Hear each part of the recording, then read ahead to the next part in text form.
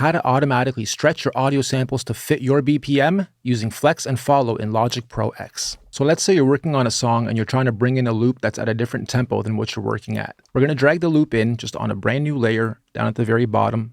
And now there's a few different ways of doing it. And this first way won't always work with everything you drag in, but the first thing you want to try is go up to Flex and Follow here and just turn it on, align bars and beats. And it should snap it right into place. As a side note, sometimes when you drag stuff in and you use this first method, it will make it double timed or it'll make it twice as long because it doesn't know if it's a half a bar, a full bar, 2 bars, and loop developers don't have a standard either. So sometimes you'll have to hold down the Alt button and double it, stretch it out, or hold down the Alt button and bring it down to half and you'll be fine. Okay, now let's say that didn't work for you. I'm going to do this again. We're going to drag it in. And let's say for whatever reason you tried that and it doesn't work. Hold down your Alt key. Look at the very bottom. When I hold down the Alt and let go of Alt. Hold down Alt, let go of Alt. When it's held down, you can click, hold, and drag and stretch it.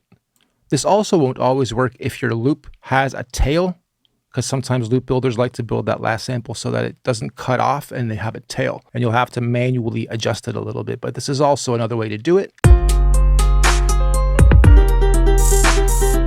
And if the first way does work, then later on in your development process of the track, let's say you want to change tempos much later.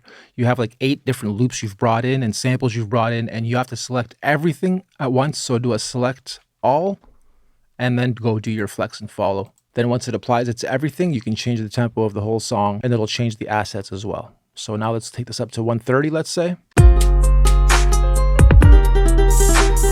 Okay, there's one other way to do this, which is to drag in your sample, double click on it, or again, E for your shortcuts to open this up. Go to your Smart Tempo tab, go to Edit, and now apply project tempo to region and downbeat, which means the project tempo is 120. This loop is at 134. We want to apply 120 to the 134, and bang, it snaps it all out for us, and that's it. We're good to go. And that's how you make your loops or samples fit into your BPM using Flex and Follow or doing it manually in Logic Pro X. Let's move on to the next lesson.